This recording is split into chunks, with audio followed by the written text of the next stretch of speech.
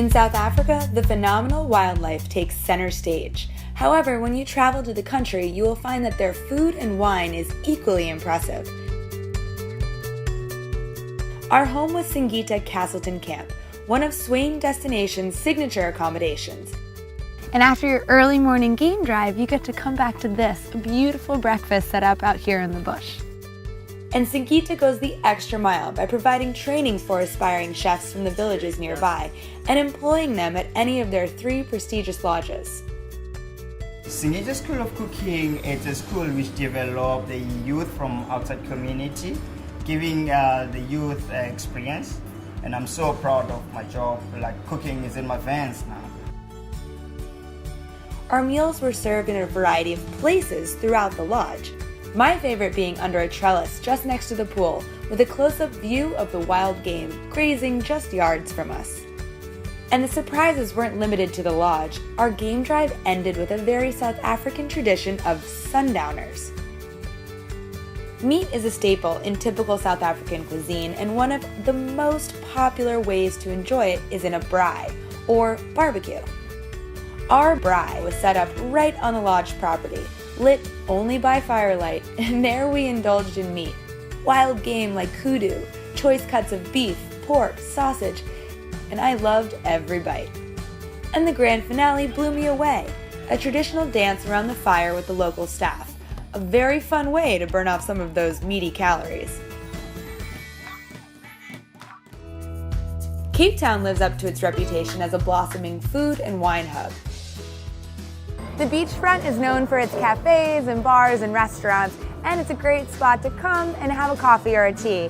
I'm having the local natural tea, rooibos, but it doesn't have any caffeine, so I got a shot of espresso on the side.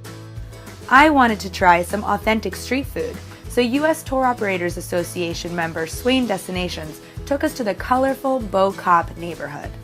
This part of town has mostly residents of Malaysian descent. Cape Malay cuisine is very popular in Cape Town, and here in the Bo-Kaap neighborhood you can get some of the best.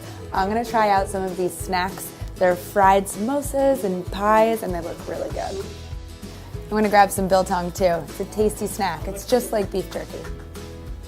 And over in the nearby winelands, there's no shortage of exquisite restaurants. One of the hardest tables to get is at the nearby Franschhoek's Tasting Room. There, the menu is a secret. You just show up and swoon over incredible dish after dish.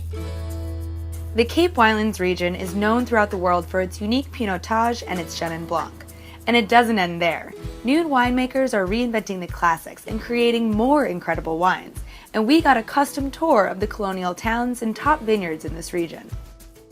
South African wines in general are of a high standard, a good quality. A lot of young winemakers coming through in South Africa, and they have a lot of ideas, a lot of experiences. And our wines are generally doing well all over the world.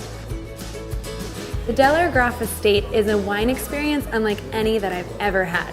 Just walking into this space is completely transporting, and their wine tasting here is a great way to enjoy some of South Africa's award-winning wine in a beautiful setting. For a dinner with a side of entertainment, we stopped by Richard's Supper Stage and Bistro. This interactive dinner show included a comedic history of South Africa, dancing, and of course, some delicious Cape Townian specialties, including milk tart and Coke Sisters, a syrupy fried donut. However, here at Richard's, the dancing and laughs were my favorite dessert.